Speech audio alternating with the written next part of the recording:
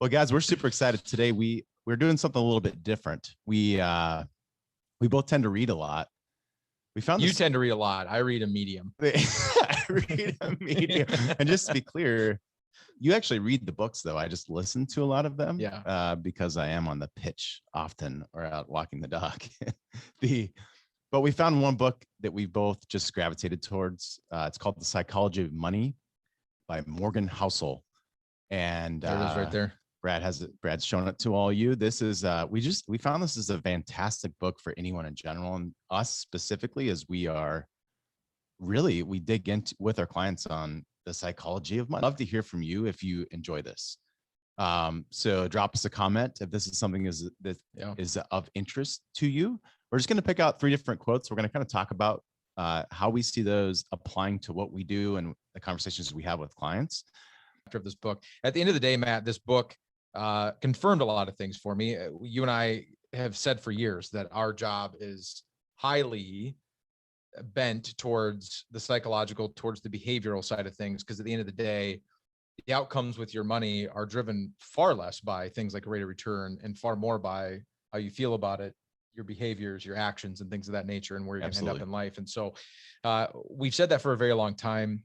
We feel like we do a pretty good job of incorporating that into our process. It's a reason why when we onboard a new client, we spend so much time trying to get to know them personally, kind of what makes them tick, what their fears are, where they have greed, and really how they make decisions. What Morgan has done in this book, almost to the point of embarrassment, has laid it out in a much better way than we ever have. It was like this massive bittersweet love-hate type thing reading it, because I couldn't put it down. I read most of it during spring break when I was supposed to be laying in the sun and enjoying the sun. So for today, we're going to tease it a little bit. Like you said, there's 20 chapters in this book. There's a lot to take in, but we have 3 things that we're going to pull out of it as, again, kind of a teaser or a synopsis. Or none of us wants to get to the end of our life, whenever that is, whatever that looks like, and realize that our money decisions that we were making didn't line up with the values that we have in life. Mm-hmm. It really is that simple. Yep. We want to be able to look back, and whatever decisions you make, whether you're the person that buys new cars all the time, or you're the person that doesn't care about your paycheck and really cares about your time spent outside of an office, whatever your values are, that the decisions you made financially aligned with those values. That's what everybody wants. And what Morgan kind of breaks down a lot in this book is the competing forces that we have that a lot of times go against that. And so with that said, let's just dive right in so that this doesn't turn into a 2-hour-long podcast, because I think I could talk about this all day. Points we wanted to draw out of this book. The first one is this idea of getting wealthy versus staying wealthy. And with each in the book, Morgan writes this: if I had to summarize money success in a single word, it would be survival. As we'll see in chapter 6, 40% of companies successful enough to become publicly traded lost effectively all of their value over time. 40%. Jeez. The Forbes 400 list of richest Americans has, on average, roughly 20% turnover per decade for causes that don't have to do with death or transferring money to another family member. Capitalism is hard. But part of the reason this happens is because getting money and keeping money are 2 different skills. Getting money requires taking risks, being optimistic, and putting yourself out there. But keeping money requires the opposite of taking risk. It requires humility and fear that what you've made can be taken away from you just as fast. It requires frugality and an acceptance that at least some of what you've made is attributable to luck. So past success cannot be relied upon to repeat indefinitely. Our specialty is teaching our clients how to spend their money. Mm-hmm. And so they're at this point of life where they already are wealthy by all. This idea of staying wealthy, Morgan says, is harder than getting wealthy. What are your thoughts on that? Yeah, I think we talked a little bit about this beforehand. There's a statement it comes down to balancing fear and greed. Yeah. And a lot of that, when you think of it in we have this pile of money and this is all goes back to kind of our whole process that we go through with clients that come to our firm, and taking this pile of money and turning that into a paycheck, where you also feel good about all the unknowns that are going to be thrown at us. And hopefully those people start to shift their mindset a bit, where it's no longer is the name of the game. We have to continue growing and growing this pile of money. it is ensuring that we're a good steward for this. Yeah. Not only for ourselves today, but for ourselves 10 years down the road, 20 years down the road, 30 years down the road, or generations to come after us. Talk about psychology, this roller coaster that we're all on, whether we're aware of it or not, if we don't stick to our principles, fear and greed will just whipsaw us and control us one direction or the other. Your accumulation years, your working years before you retire, greed is usually the bigger of the two emotions that drives failure for people. Yep. Whereas you get into your spending years, once you are wealthy and staying wealthy, fear is the bigger of the two that drives. Absolutely. And there's a healthy amount of greed and there's a healthy amount of fear. The problem is it's super easy to kind of tip into an unhealthy balance in either one of those scales. And so when you've become wealthy, the set of standards of what it means to be a good steward change. Yep. And they change dramatically. And as Morgan says in this book, is the first line that I read, if I had to summarize money success in a single word, it would be survival. And so people get used to these rhythms that they have in their accumulation life, and they assume that that's what they need to keep doing in their distribution life. Now that they already are wealthy, how do you stay wealthy? Making that psychological shift is tough. The second one that we wanted to point out is something that Morgan in this book calls margin of safety, or maybe you could rephrase that as room for error. Right. And building this into our lives and what this all looks like. And so let me just kind of read this and we'll go from here. Two things cause us to avoid room for error. One is the idea that somebody must know what the future holds, driven by the uncomfortable feeling that comes from admitting the opposite. In other words, that people might not know what's going to happen. The second is that you're therefore doing yourself harm by not taking actions that fully exploit an accurate view of the future coming true. We'll dig into that in a second. But room for error is underappreciated and misunderstood. It's often viewed as a conservative hedge used only by those who don't want to take much risk or aren't confident in their views. But when used appropriately, it's actually quite the opposite. Room for error lets you endure a range of potential outcomes, and endurance lets you stick around long enough to let the odds of benefiting from the low probability outcome actually fall in your favor. The biggest gains occur infrequently, either because they don't happen often or because they take time to compound. So the person with enough room for error in part of their strategy, cash, to let them endure hardship in another, stocks, has an edge over the person who gets wiped out, game over, insert more coins when they're wrong. Through our process, or you're familiar with our firm, you'll hear we talk a lot about sequence of returns. We talk a lot about income stability ratio. We talk a lot about buckets. We're a big fan of buckets, which you'll hear us talk about all the time. We are a big fan of buckets. But it comes down to, money we're planning to spend now, money we're going to spend sooner, money we're going to spend later. And so in looking at that, our approach really is, without attaching the words to it as succinctly as Morgan has done, is just building in that margin of safety to ensure that we're taking on risk in the right areas where it makes sense to do so. And, that does come back to the principles. I believe it also comes back to a framework of actually applying a framework and some organization to money. So plans that are precise, and we all want plans that are specific. But the more precise and specific your plan gets, I mean, most people associate what we do with investments, right or wrong. That's how they associate our industry, is that you're going to help me with my investments.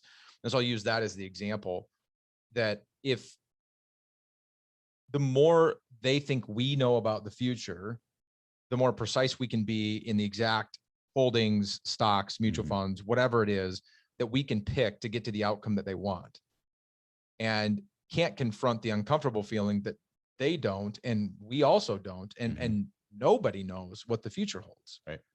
And so if we knew what the future was going to hold, we kind of say this all the time, like with Social Security is a great example, because you have flexibility on how and when you file. You have this 8-year kind of period of time where you can kind of make decisions on how you file.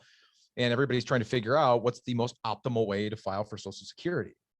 Well, the most optimal way to file for Social Security assumes that you know what the future holds. And if you know what the future held, you could actually build the exact optimal way to file for Social Security. And the problem is we have no idea what the future holds. And so we can give some estimated guesses, but again, in building in this margin of safety, again, what Morgan's point is, people would deem, well, that you're just too conservative.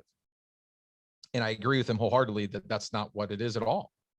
In fact, Yep. having that margin of safety actually allows you to take risks that you couldn't take otherwise. Exactly. That's the thing that you and I do know. Right. What we do know is that over time, the market wins. We don't know how that's going to happen. We don't know what sectors necessarily are going to play out. We don't know when the volatility is going to come. We don't know what recessions are going to look like exactly. No, this is called the end of history illusion.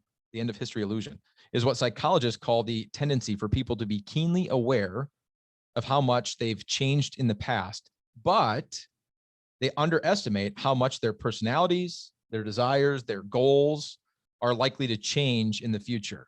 Before I go on, obviously, the decisions you make with your money, if done correctly to the point of what we talked about at the beginning of this, where you can look back at 90, 95 years old, if that's how long you live, however old, the end of your life, and say, I am very proud of what I did with my money. It's going to be based on your money lining up with your values. Your values are going to be determined by a lot of like what your goals are, what your desires are, what your personality is. So going back, they underestimate how much their personalities, their desires, and their goals are likely to change in the future. Harvard psychologist Daniel Gilbert once said, at every stage of our lives, we make decisions that will profoundly influence the lives of the people that we're going to become. And then when we become those people, we're not always thrilled with the decisions that we've made. So young people pay good money to get tattoos removed that teenagers paid good money to get. Middle-aged people rush to divorce people who young adults rushed to marry. Older adults work hard to lose what middle-aged adults worked hard to gain, on and on. All of us, he said, are walking around with an illusion that history, our personal history, has just come to an end, that we've just recently become the people that we were always meant to be and that we will be for the rest of our lives. We tend to never learn this lesson. His research shows that people from the age of 18 to 68 absolutely underestimate how much they will change in the future. So, Perfect example. So I grew up wanting to be an architect. Yeah. I've talked about this on this podcast. Yeah. It's a marriage of creativity and numbers. And the logical choice was to become an engineer. And it didn't take me long to realize that that was not the right path for me. Yep. And, but when you're going through school and you're putting all your time and energy into that and thinking about the future, you just expect that's going to be the case. Yeah. And if anybody can comment on this, it's myself, because there's been several evolutions on things that I'm interested in or who I am as a person. And that's one of my favorite parts of all this is just personal growth. And even though that's not fair of anybody, you are definitely more keenly aware and deal with this psychological flaw that a lot of people have better than most. I appreciate that. And you realize that you're not going to be the same person tomorrow that you are today. And there's also one of those things where we pointed out earlier where it's like, why the heck? That's not something I talked about with anybody previously with clients. It was a lot of conversation about, we don't know what's going to happen in the future with legislation or, tax law or whatever it may be. Yeah. Admittedly, it's not something I really ask people to confront. Yeah. And so this, when it comes to changing my mind about stuff, like it's huge. Yeah. And just observing the people that I've worked with for 15 years and how much they've changed and evolution, it's a huge lesson. Well, to your point, I mean, we were talking to because we do talk to the families we work with all the time about this stuff. I have no idea what the market's going to do tomorrow. I don't know what Congress is going to do tomorrow. I don't know if a war is going to spark tomorrow. I don't know, any of that sort of stuff. I also don't know who you're going to be tomorrow. Right. Yeah. And neither do you. Yes. And so this idea of financial planning, kind of a farce if you're doing it in that shotgun or that rifle approach of we're going to make all these decisions to put you on this perfect path and leave going back to the last point, no margin for safety. Right. And part of the margin of safety is those economic and societal factors, but part of the margin of safety is you're not going to be the same person. Right. Yeah. Which is really crazy to think about. And that's where I just kind of wrap this up. That's where I'd like to leave it is challenge all of you that are listening to this podcast to build that into your life in a meaningful way. And here's what I mean by that. You're not going to be the same person tomorrow that you are today. And it may be micro changes in your thoughts, in your relationship with people, in what you do for a living and where you live and all that kind of stuff. It could be macro changes. It could be, something like faith, or whatever it is. You're not going to be the same person tomorrow that you are today, and definitely not 5 years from now and 10 years from now. So think about that, put thought into that, and ask yourself how you've built your financial life around this idea that not only do I not know what's going to happen around me, but I don't know what I'm going to look like, and what is your margin of safety. And that goes back now, ties all the way back to the first point of how do you stay wealthy?